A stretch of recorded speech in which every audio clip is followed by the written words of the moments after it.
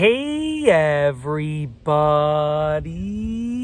I'm here today to talk to you about a Wagner paint sprayer not spraying.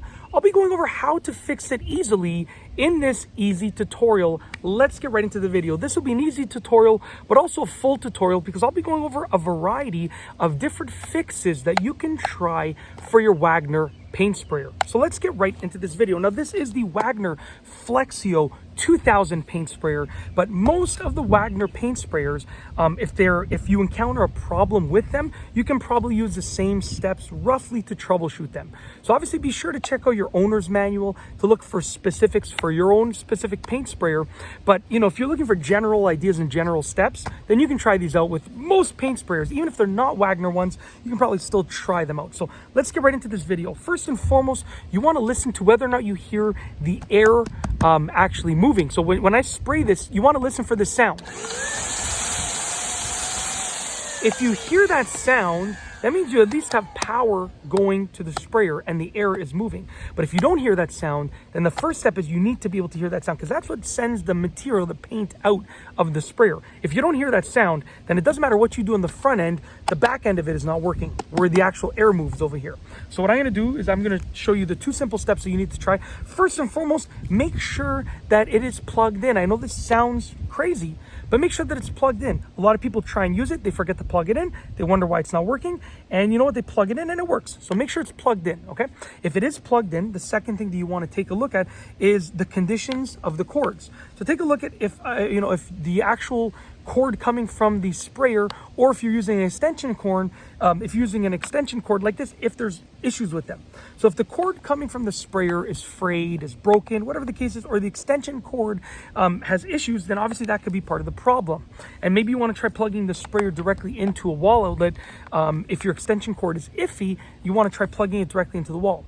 The third thing you want to check for is if the outlet is actually working. So go plug a phone charger or a lamp into that outlet and make sure it's working. Because sometimes it's plugged in, the cords are in good condition, both the extension cord and the main cord to the unit, but maybe your outlet isn't working, maybe the circuit breaker tripped or the fuse blew, whatever the case is, right? Especially if you're using outdoor GFCI outlets. If it just rained recently, maybe the GFCI tripped. So just see if the outlet is working.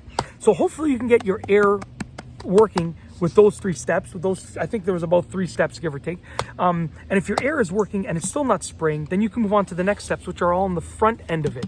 So essentially, you want to make sure that when you're pushing your lever in, that the actual lever right here, this is actually what controls the air coming out of it. So that's what controls it. This piece right here, when I push this in, that's what controls it. So when I push the lever is essentially just pushing that piece in. As you can see, sorry about that, it's stuck, there we go.